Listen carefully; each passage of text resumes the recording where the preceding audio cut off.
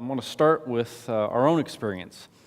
Trends in performance. This is a chart that we put together several years back to show the history of safety performance within Halliburton. Now, I point out there are several interesting inflection points that I'm sure many of you have seen. First, the first part of this graph is what the industry typically experienced, which was safety performance was coupled to rig count. When rig count was up, we hired a lot of new people, we had a lot more incidents, our injury rates went up, and as rig count went down, we laid off those people, we culled the ones who were more problematic, as it were, and our injury rates improved as a result. Well, that was not a process that was in control. We were governed by the activity in the industry and not by our own leadership. Now, the first inflection point there in 1993, you'll notice all of a sudden we decoupled, but not in the right way, from the industry. Rig count didn't matter anymore. We were essentially out of control. Many of you have probably seen the same thing, and actually 1993 is when we did a major company reorganization where we took 9 separate entities and merged them into one. And at that time, we weren't tracking safety rates as an entire company, they were all separate. But what we didn't see in the cards was the effect it had on the workforce. And that effect was chaos. So where there was an obvious or a disconcerting reorganization, how many of you have experienced this in your working life, where you've seen a reorganization, you've seen the chaos it introduced into the business, and all of a sudden nobody knows who's quite in charge, there's not clear direction, not clear leadership? Has anybody seen that before? What I've also noticed is this isn't just true internally. I saw that because for years I would report the statistics of Halliburton working for our customers, and I would see every time there was a major merger between customers, the one with the better safety performance would deteriorate. Our performance for that entity would deteriorate because of the internal confusion during the merger. So that's the first inflection point of interest. The second one was, you notice, in about 1998 or 97, we start getting back to where we're tied to rig count. But then you see that in about 2000, all of a sudden it's not connected to rig count anymore. We're actually controlling our own safety. And that's because the point in 1997, where as most of us experienced as industry, people started intentionally planning to improve safety at a corporate level. And so we introduced a annual performance improvement plan, and we started decoupling from rig count. It means that we were overseeing our own workforce much better. Now, this wasn't unique to Halliburton. A lot of companies did this. We saw the entire industry improve. You've also noticed that there's a plateau the last 4 or 5 years, and that's typical what we're seeing in the industry. The OGP data, for those of you who read the Safety Performance Indicators report from OGP, you see the exact same thing happening. You see this marked improvement in injury rates, and then you see a plateau. Now let me ask, do we see the same thing in fatalities? Have we seen a dramatic improvement in fatalities? Yes. We have seen an improvement, not necessarily as dramatic as we've seen on injury rates. And that's because the causes of the fatality, some would argue, are not necessarily the same as the personal injury, which is where we get into the discussion of personnel versus process safety and why that's important. But I wanted to point this out because the industry's seen this improvement, and it's because of efforts like those of almost everyone in this room, that we've seen this performance improvement. So the question is, what's driving the improvement? What are the sorts of things that we're doing as an industry to get better? Well, one, we've got the commitment. Folks recognize this is an issue for the industry, and as we've heard from speaker after speaker, we're all doing something to make sure this gets better. Now, we've mentioned several times that leadership is key. So I've got some pictures up here of some hopefully recognizable leaders. Does everybody recognize the 3 leaders on this slide? Yes, first one's Ernest Shackleton. How many here have read the story of the Endurance and Shackleton's voyage? I highly recommend. So, book for reading. It's a page-turner called The Endurance by Alfred Lansing, published in 1957. It was a really good account of Shackleton's voyage. And the reason why I like to use Shackleton as an example of a leader is because his expedition in the time when there was no radio communications got trapped in ice in the Antarctic, and for 22 months was basically lost until they re-emerged at first at Elephant Island, then at Georgia Island, the whaling island in the Antarctic, rescued. Not a single person died, and Shackleton knew it was his responsibility, the captain of that ship, to make sure everybody made it home safe. They didn't have so much as an amputation from frostbite, which is amazing, again, given the technology and the time that they sailed in the early 1900s. So Shackleton is viewed as a leader. Then Gandhi's the next. Hopefully most people here are familiar with Gandhi and the work there as a leader. Gandhi had a lot of willing followers, which is the definition of leadership. And then we have Churchill. Churchill was a great leader in the time of crisis. Now, some would argue he didn't get reelected during the war, but he was recognized as a great leader in a time of crisis. Now, is every leader a good leader? So some of the questions we need to ask ourselves, again, what's driving improvement, is that we recognize that leadership is helping set the tone, the vision, and the expectation for organizations to get better. And the question we have to ask ourselves is, are we preparing leaders to be safety leaders? Is a good leader naturally a good safety leader, or are they just somebody who's a good leader? And conversely, is there somebody out there who's undermining our efforts, somebody who's in a leadership role, who's not necessarily a good safety leader, or they're just not a good leader in general? And how do you distinguish between those? How do you determine whether or not somebody should be in a leadership role? I had an interesting conversation last night talking about emotional intelligence and how you evaluate that. And if you cannot connect with people, you heard Ben talk about connecting with people, making sure people understand what the commitment was as leaders. If we don't do that, if we don't have leaders that connect, you will never get an employee workforce that's engaged and trying to achieve the things we're trying to do, which is have everyone go home safe. So leadership's one of the keys. One of the other keys that we've done, again, not unique to oil and gas, but it's something that you see across a lot of industries, and that's management systems. Now, there's a lot of generic or broad management systems, the ISO systems, API RP75, which then became SIMS. You've got the API Q1 and Q2 for quality management systems. And then most companies have their own management system. We call ours the Halliburton Management System, HMS. And that system brings together the components so it's in a usable format, because you certainly couldn't go out to the workforce and say, we want you to follow all these management systems. It would get very confusing. We actually tried to do that years ago. We tried to roll out a quality management system, an environmental management system, and a safety management system all in the same year. And we discovered that it did not resonate with anybody. There was too much to do. They didn't know which one took precedent. So an integrated management system was the answer, and that was what we rolled out in the late 90s after the unfortunate misstep of trying to roll out different types of systems. But again, it's an accumulation of industry thinking about how do you manage your business, and that's what a management system is about. It's gathering the documentation. It's the rules of the road. Because it takes leadership, but without something to tell people to go do, leadership isn't very helpful. Because if I just come tell you, be safe, that's not telling you what you need to do. If I say, here's the documentation on how you do your job, and I want you to read back to me the important parts, what you know that applies to your job, that's where leadership can have an impact. They need to give people something to do and inspire them to display the discretionary behaviors that we want for people to work safe. That comes in the form of management system. But let me ask you, are management systems or documents, the antecedents, are they inspirational?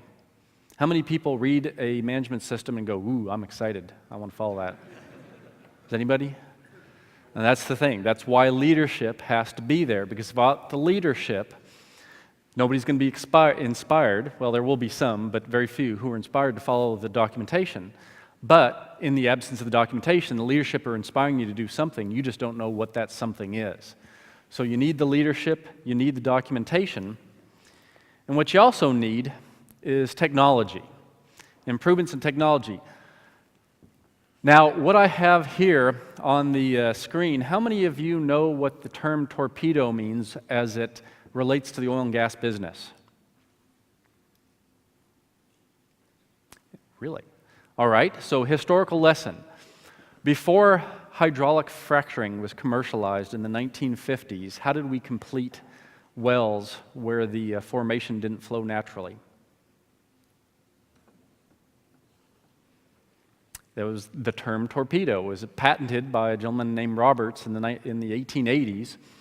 And what you see, the two folks who are on the left side of the screen, or right side, depending on which side you're standing, are pouring nitroglycerin into something that looks like a torpedo.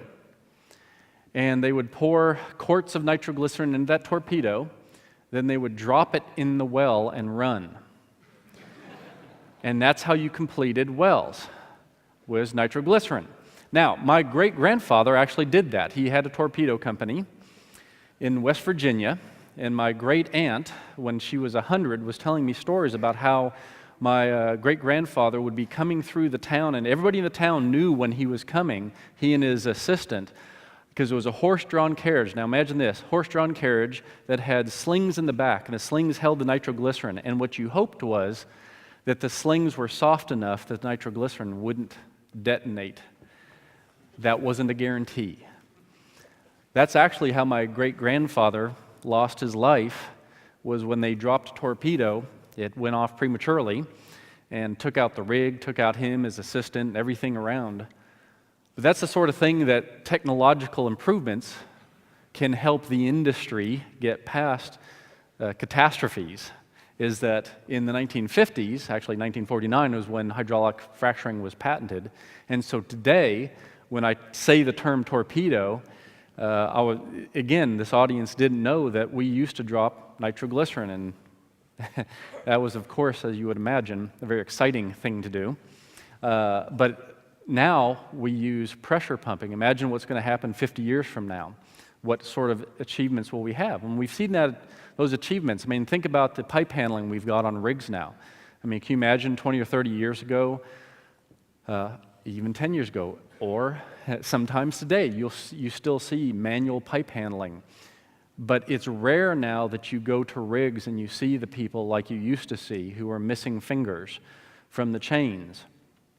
And so we've come up with a lot of new technological advances that have made a difference in our performance. So I will submit that leadership is the key, because without leadership you don't get the vision. You need your management systems because you need to set the rules of the road, but you also need new technology to get better. Now, what does that have to do with contractors and operators working together? Well, all of those are developed jointly between contractors and operators. There's operator leadership, there's contractor leadership, there's technological developments on both sides, and there's management system expectations on both sides. Not necessarily one management system, but at least the expectation for bridging documents between management systems. This is the OGP data. Now, the question we would ask is it an artifact of reporting that years ago you don't see the volume of contractor hours, or is it truly that we've had that much more contractor workforce come in and do the business? Frankly, it really doesn't matter. It may be an artifact of reporting. The reality is, if you look at the OGP data, 70% of the work is done by contractors. And typically it's not one contractor, it's multiple contractors. So I will put to you, think about how airlines would run their business. Would you fly a commercial airline if you knew that the pilot, the co-pilot, and everybody on the crew worked for a different company? You probably wouldn't. How about if the pilot and the co-pilot had flown similar but not the same airplane? The challenge was raised earlier. Why not one system? Well, think about the differences in the rigs, the rig layout, the way we do our work, the management systems, and all the training that goes on. It's not all the same. It's similar, but it's not the same. So with the use of contractors on the rise, and we've got a lot of variability in what people are exposed to, are we doing ourselves a disservice by not getting the same as opposed to just similar? So what did the historical contractor oversight model look like? Well, typically it was one that was best described as a subordinate relationship, where the contractor was told exactly what to do and not asked questions. Well, thankfully, we've matured more as an industry, and it's a much more collaborative environment than it was decades ago. And because of that collaboration, we see a lot of the work, what Ben just mentioned about having a contractor walk up and say, you can't be in here, you're not wearing your safety glasses. But that's, again, the recognition of leadership that we need to get everybody engaged. So we've got the collaborative working relationships. It's reflected in industry guidance. The API RP 76 on contractor oversight, and then the OGP working together in a contract environment are two excellent documents that lay foundational elements for what do you do to manage contractors. And again, it's an issue for everyone. There's not a contractor in this room that doesn't have subcontractors. There's not an operator in this room that doesn't have contractors and subcontractors. How many levels down does that go? I mean, do the subcontractors have subcontractors who have subcontractors? So how do we manage the entire industry? And again, it goes with the expectations that we set for everyone. Some of those expectations in the collaborative environment I'm mentioning, something like design of service. Historically, the design of service might have come from one entity without feedback from others. We know what the well's like. We're going to tell you exactly what to go do. Well, that's not very collaborative, and it may not be taking advantage of the best technology, the best knowledge, the skills of the people who are all involved in this. So design of service is a critical aspect when we're talking about how do you make sure that you do something safely. You first got to make sure that it's designed well. It's designed to be safe. So when you're designing a cement job, are we really thinking about the barriers? Are we really thinking about what the content of the cement is? When is it going to set up? Have we put enough centralizers? Have we landed the casing in the right place? There's all these considerations for design of service that promote a collaborative environment, but we have to accept that it's collaborative and make sure that the right people are involved in whatever it is we're trying to design. Management of change. It's not a new concept, but it's relatively new in the vernacular of the industry where we're talking about a formalized management of change process, especially when you compare upstream with downstream, where downstream's probably been more exposed to the concept of management of change. How many of you have seen incidents where you thought, why didn't they do a management of change? Or multiple incidents? It's so routine that we see something change and yet we don't apply it. And even in the simple things, we brought in a new supervisor. Well, the new supervisor doesn't have experience in that area and doesn't know that you can't do it in that area in that way. Why didn't management of change apply to that? It applies just like it would when the comment was made earlier. Mark made the comment about management of change on the filter for the fueling. Somebody decided to change the filter, and how many times have we seen this in the work that we do, where somebody says, hey, I think it'll work better if we try this. Well, we didn't think it through, and we found out the downstream effect was a week, a year, or a month later, something bad happened, but it looked like an improvement at the time. And that's where the concept of management of change should be applied. Formal or informal, it doesn't matter. It's thinking through the impact of that change that we've just made and what could be the upside and the downside of those changes. So stop work authority, how does it work on our industry? Do we see signs of stop work authority? We do. Do we see all the signs we need to see? It's limited. I would propose that we still aren't there, because to me, stop work authority, the discussion about how do you get employees engaged, a sign of employee engagement is how often do they exercise stop work authority? Do they recognize it? Now again, a lot of companies put in formal measures because you want to see whether or not they're actually stopping work.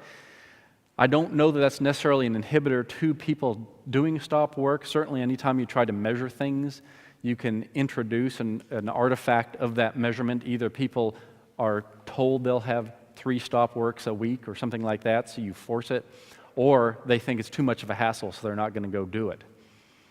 So when we have stop works, certainly there's 2 issues. One is, do they feel comfortable doing it? But secondly, and that's the engagement aspect. If they're not engaged, they're not going to feel comfortable, they're not going to want to do it. But the second thing is, do they even recognize it as a hazard in the first place? Because everyone's risk tolerance is different. And so we have to understand both the culture and the climate of our workforce to know whether or not they're likely to go stop work, but also their ability to identify hazards and their tolerance towards risk. Because they might be able to identify something as an obvious hazard to them. They might be able to see a wild animal roaming around the site as a hazard, but they may not recognize this as a hazard because they work with that all the time. So we need to calibrate the risk tolerance and calibrate the risk awareness of the workforce and make sure that they are comfortable saying, I don't want to work on this anymore. Contractor evaluation. From a contractor's perspective, I can't tell the exact number, we don't measure it, but in talking to a lot of the HSE folks in our organization, I've talked to people who spend up to 2 months of the year doing nothing but responding to contractor questionnaires. And they come from the same company, but they come from every bid. They might be an annual or semi-annual evaluation. They come in different forms. The same company with different entities can ask different questions. So contractor evaluation, part of the collaboration that I think we need a step change in this industry is how do we better evaluate the contractors, streamline it so we're not tying up resources on both sides of people who could be doing a better job of managing HSE, but instead they're back at their desk filling out yet another questionnaire. So the current process is this. There's a whole bunch of different questionnaires, can come from any angle at every time. The result is that, at least from an environmental standpoint, we kill a lot of trees doing contractor evaluation. We could reduce the number of tree deaths in our industry by streamlining contractor evaluation and making sure that we do it once and we do it right and we get the comfort level, and then we work to be more collaborative as an industry instead of saying, here's another form to fill out. So if we can streamline that process, what we end up with is a better evaluation of who's working for us, spending more time on managing those spaces that we're not managing right now. And the concern would be, what are we missing by not managing it? Is that one contractor, we had an issue, we need a mechanic who specializes in this, and nobody has that mechanic, so we've got to call this person. Well, the company's 3 people, so we're not going to evaluate them, but they haven't been indoctrinated. They don't know that they come out and they have to do a permit to work, and so they don't do lockout, tagout, and then we end up with something bad happening because we couldn't spend the time with that person because our process isn't as efficient as it needs to be. We've got lots of opportunities to lean out that process and use the concepts of lean management with contractor evaluation, and I think that will result in a more collaborative environment. And I want to leave you with this thought. How many recognize this person here? All right, we got a few folks. It's kind of like the Shackleton, but more recent. This is Alexander Haig. So for those of you in the audience, I apologize for those of you who don't remember the event, but Ronald Reagan, the president of the U.S., was shot in 1981. And when he was incapacitated, at the time, the vice president was on an airline. He was flying somewhere. Now, according to the Constitution, the 5th person down from the president is the Secretary of State. Apparently, Mr. Haig had not read the Constitution, at least not recently, or at least he didn't remember it, and he stood up in front of the press and assured the nation, I'm in charge now. Except he wasn't. He was actually the 5th person in charge. The 3rd person in charge was around, kind of looking astonished at the declaration of Mr. Haig. The reason I use that as an example is when we go to well site, when we go to the work site, who's in charge? Does everybody know who's in charge? The concept's been codified in SEMS 2 by the concept of ultimate work authority. You've got to know who's going to make the final decision. If a stop work issue comes up that's a major issue, who do you go tell? If you don't know who's in charge, then you're not going to go, you might not tell the right person, you might decide, well, you know, it's not that big of a deal, I'm not going to say anything right now because I don't know who to go say something to. We've got to know as an industry who's in charge at any given time on location, and that's why Bessie said, you will say, this person's in charge, you'll put their picture up, they're the ultimate work authority, they make the decision, go or no go. And I think that concept is one that's very valuable and a lesson learned globally for us as an industry. So with that, I want to thank you for your time and patience and listening to me, and appreciate your attendance at the conference.